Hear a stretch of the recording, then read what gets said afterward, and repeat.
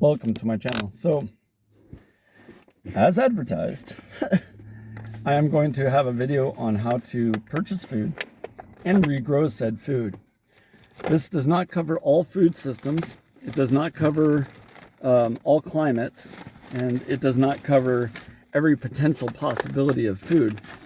What I'm going to describe right now are 3 different foods you can purchase from your local grocery store or market, and you can regrow them from the system of the food or the cuttings or replanting the food in general.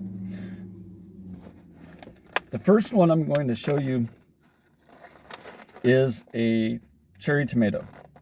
And cherry tomatoes are considered determinate tomatoes. In other words, they always come up as cherries. Indeterminate tomatoes are things like Romas and stuff that have to be cultivated or grafted or hybridized. I could be wrong on that. But typically I've found that cherry tomatoes are really high producers. They produce a lot of small cherry tomatoes. And there's quite a variety of cherry tomatoes. Now, these are considered an annual. In some climates, they're a semi-annual because the plant could survive through winter into a second year, but typically they don't usually survive past the second year as a live plant unless you're taking cuttings and propagating from cuttings. And that has a finite life time for the DNA or ribonucleic acid of the plant. Ribodionucleic acid. My apologies for all those scientists out there that are crying right now.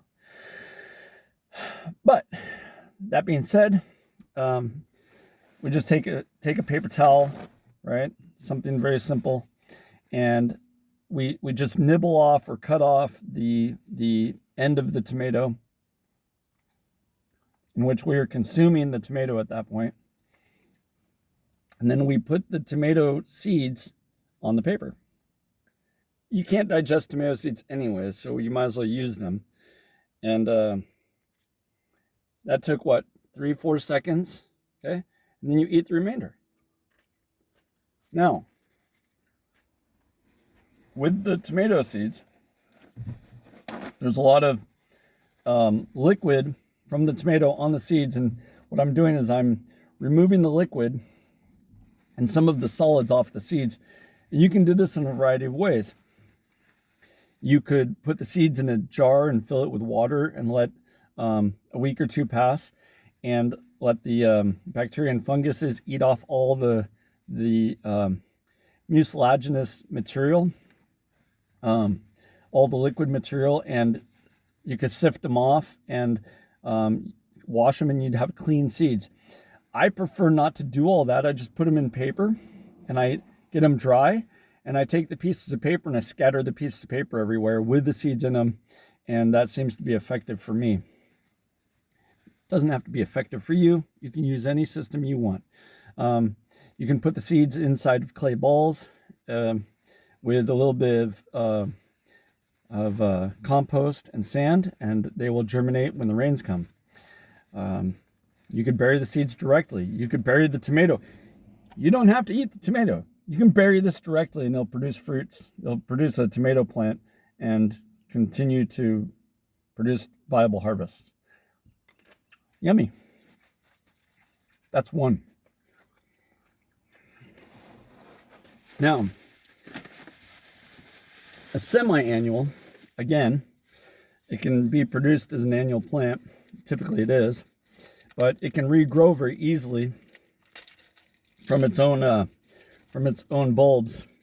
This is an allium, and we grow it as an annual plant in America. But every year it will regrow from its own bulbs. Sometimes they can grow from seed. That's a much more rare occasion. But this is mighty garlic. Okay, and garlic is a great example of live food systems that we can grow from the cloves.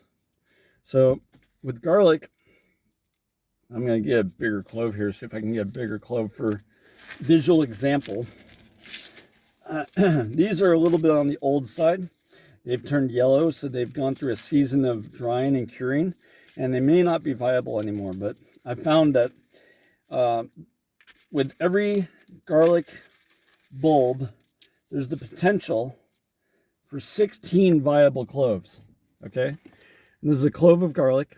Okay, and you can plant this straight in the ground, and it'll grow a whole garlic bulb in about 360 days. In which case you can divide it and grow it again. Otherwise, you can cut the top of this off about halfway, and you can eat the top half of the garlic clove, and you can replant the bottom half, which is this part right here, which is the little root node, and that root node will sprout roots and give you a new garlic within a year, a whole new garlic bulb within a year. Now the next plant is a perennial plant. It acts as a perennial, it works as a perennial, and it stays as a perennial unless you dig it up. And this is the mighty ginger. And ginger has a lot of great uses and properties. A lot of times we find it in Asian food, and it's not used as much in America as I think it should be. The really cool thing about ginger is that this is a tuber, basically. It's not really a tuber, but this is the rhizome. Yeah, there you go. This is the rhizome of the plant. This is the root mass of the plant, okay? And the cool thing about the root mass is the root mass sends up these nodes, and they turn into the shoots of the plant that leave the dirt. So there's 1, 2, 3, 4, 5, 6, 7, 8. Oh, sorry, you can't see any of that. So there's 1, 2, 3, 4, 5, 6, 7, 8, 9, 10, 11, 12 potential nodes, 13 potential nodes from this one rhizome. Here's the really cool thing about ginger. This is how easy it is to replant it. You break it off and you let this part dry for a day and scab over, and then you put it 10 to 12 inches deep in your soil. This thing wants a lot of compost.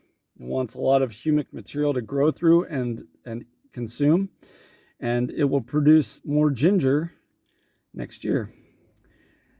If you don't tear up the whole plant, you can break off these nodes every year, or you could dig up the whole plant if you want, I guess, dry it out, break off these nodes and stick it back in the ground. But literally, this will come up year after year after year after year as a perennial plant.